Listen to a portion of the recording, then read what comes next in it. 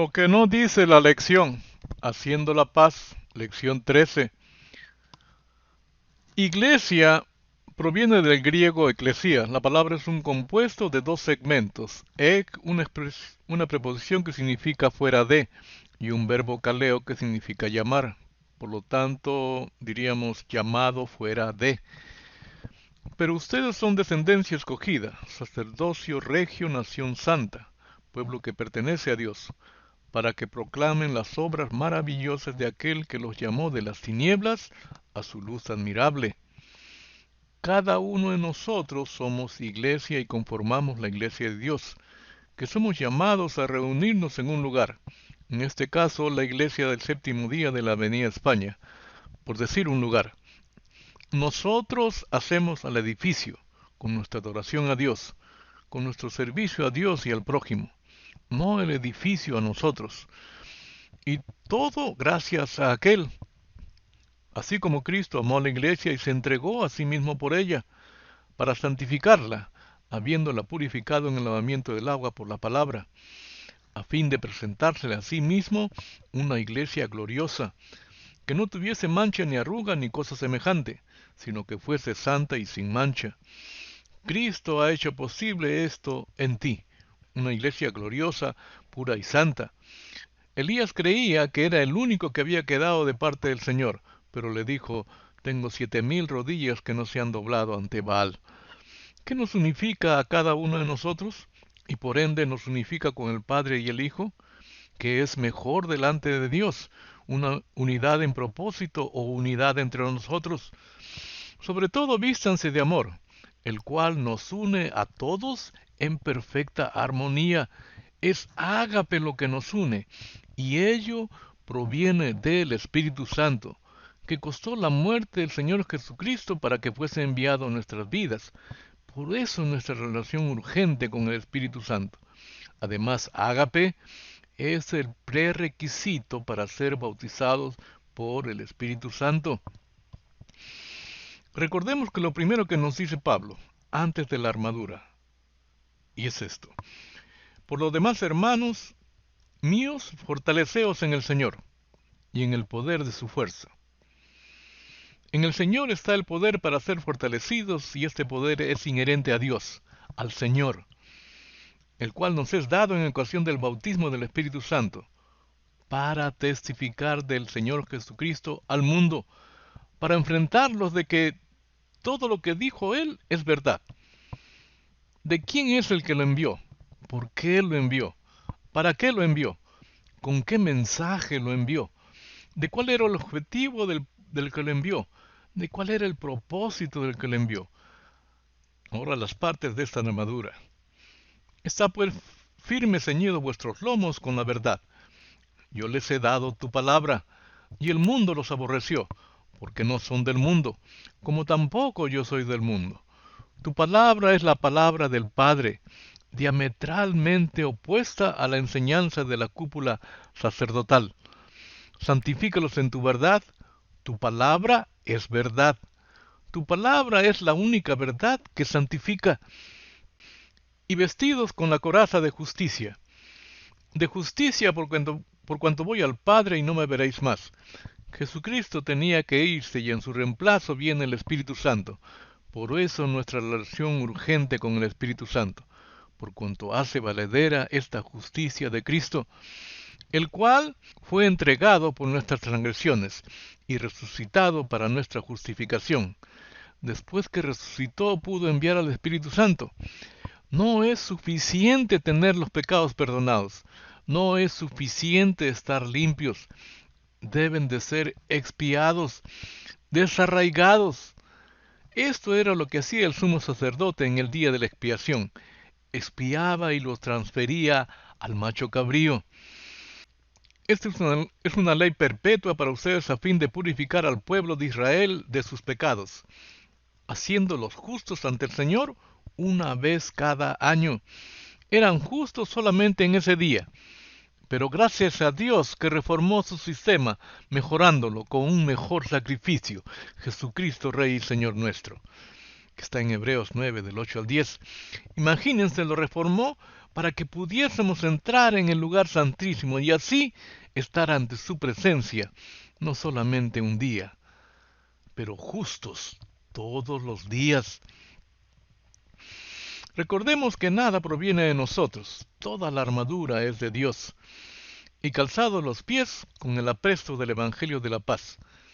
En la época del apóstol Pablo, las sandalias para los soldados del Imperio Romano eran llamados caligae, y eran diseñados específicamente para mantener los pies de los soldados firmes y sanos durante los rigores de las largas marchas, y eran muy diferentes a las sandalias usadas para la mayoría de la población. Además, a menudo se ponían pequeños clavos de fierro en la suela de los zapatos con el fin de darle al pie firmeza en terrenos irregulares, y en la batalla estos soldados necesitaban pisar firmemente y en forma segura. Dos palabras a destacar: apresto y el Evangelio de la paz. Apresto proviene de la palabra griega getoimasia, que el diccionario expositivo de Vine comenta: el Evangelio mismo ha de ser el sólido cimiento del creyente, estando su manera de vivir en conformidad con él, y por ello un testimonio de él. La traducción griega Septuaginta del Antiguo Testamento usa la misma palabra getoimasia para expresar el significado de un fundamento firme. Dice en Salmos 89:14: justicia y juicio son el cimiento de tu trono. Así como justicia y juicio son el cimiento, el fundamento del trono de Dios, el Evangelio de la paz proporciona el cimiento, el fundamento que necesitamos para que en forma efectiva caminemos cada día. Evangelio de la paz. La palabra evangelio proviene del griego evangelión, que significa únicamente buena nueva o buena noticia. Nosotros, con el devenir del tiempo, hemos ampliado su significado, perdiendo así de saber cuál es la buena nueva, la buena noticia. En la época del Señor Jesucristo había muchas buenas nuevas, pero gracias al Señor Jesucristo, que la singulariza y la hace señal inequívoca de que el fin viene. Dice: y será predicado este evangelio del reino en todo el mundo, para testimonio a todas las naciones, y entonces vendrá el fin. Reino es forma de gobierno, es el medio mediante el cual hacemos su voluntad aquí en la tierra. En una frase: Dios reina sobre nosotros. Qué hermosos son sobre los montes los pies del mensajero que anuncia la buena nueva. Todo está bien, Él trae la buena nueva, anuncia la salvación, y dice a Sión que su Elohim reina como rey. Esta buena nueva del reino también es llamado la buena nueva de la paz. El fruto del Espíritu Santo es ágape, amor, que se manifiesta en gozo, paz. También el Señor dice: mi paz os dejo, mi paz os doy. La muerte de Cristo hizo posible el envío de su vicario, que solamente viene a nuestras vidas a petición personal al Padre por las razones que Cristo especificó. La paz que el Señor nos da no es como el mundo la da, la cual es efímera, temporal y superficial. Nosotros éramos hijos de ira, pero toda la gloria sea al que envió a Jesucristo, que mediante su sacrificio zanjó la paz entre Él y nosotros, sus hijos. Por cuanto agradó al Padre que en Él habitase toda plenitud, y por medio de Él reconciliar consigo todas las cosas, así las que están en la tierra como las que están en los cielos, haciendo la paz mediante la sangre de su cruz. Paz para reconciliar. Pues mucho más, estando ya justificados en su sangre, por Él seremos salvos de la ira. Porque si siendo enemigos fuimos reconciliados con Dios por la muerte de su Hijo, mucho más, estando reconciliados, seremos salvos para su vida. Y no solo esto, sino que también nos gloriamos en Dios por el Señor nuestro Jesucristo, por quien hemos recibido ahora la reconciliación. Y todo esto proviene de Dios, quien nos reconcilió consigo mismo por Cristo y nos dio el ministerio de la reconciliación, que Dios estaba en Cristo reconciliando consigo al mundo, no tomándolos en cuenta a los hombres sus pecados, y nos encargó a nosotros la palabra de la reconciliación. Así que somos embajadores en nombre de Cristo, como si Dios rogase por medio de nosotros. Os rogamos en nombre de Cristo, reconciliaos con Dios. Calzados los pies con el apresto del Evangelio de la paz, es ser embajadores del reino de Dios, designados directamente por el Rey de Reyes y Señor de Señores, con el único trabajo de llamar a la reconciliación con el Padre. ¿Dónde ejerce su función un embajador? En un país que no es el suyo, donde es extranjero y peregrino. El escudo es un elemento diferente, que para usarlo hay que levantarlo y sostenerlo. Es el mejor elemento para proteger todo el cuerpo. Además, Pablo empieza diciendo, sobre todo. Es decir, que si te vas a olvidar de algo, que no sea el escudo. Así que la fe es por el oír y el oír por la palabra de Dios. Toda promesa de Dios está en su palabra, la Biblia. Después la fe, la certeza de lo que se espera, la convicción de lo que no se ve. Por la fe Noé, cuando fue advertido por Dios acerca de cosas que aún no se veían, con temor preparó el arca en que su casa se salvase. Y por esa fe condenó al mundo, y fue hecho heredero de la justicia que viene por la fe. Fe es obediencia. Por la fe también la misma Sara, siendo estéril, recibió fuerza para concebir, y dio a luz aún fuera del tiempo de la edad, porque creyó que era fiel quien lo había prometido. Fe es confianza, por lo cual también de uno, y ese ya casi muerto, salieron como las estrellas del cielo en multitud, y como la arena innumerable que está a la orilla del mar. Fe es creer en el Dios que hace posible lo imposible. Haz las cosas que debes de hacer, y deja a Dios las cosas que no puedes hacer. Dios quiere que caminemos por fe. Sobre todo, tomad el escudo de la fe. Dios sacó al pueblo de Israel de Egipto con una promesa, la tierra que fluye leche y miel. Y fue presentado de tal manera que la vieron desde lejos, y así decidieron salir de Egipto. Dice en otra parte, pero he aquí que yo la atraeré, y la llevaré al desierto, y hablaré a su corazón, y le daré sus viñas desde allí.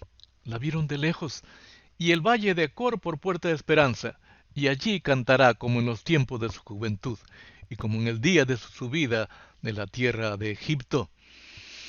¿Cuál es la promesa del Padre al hombre? Y no es Génesis 3:15. Con esta promesa hecha realidad en Pablo, él caminó por fe.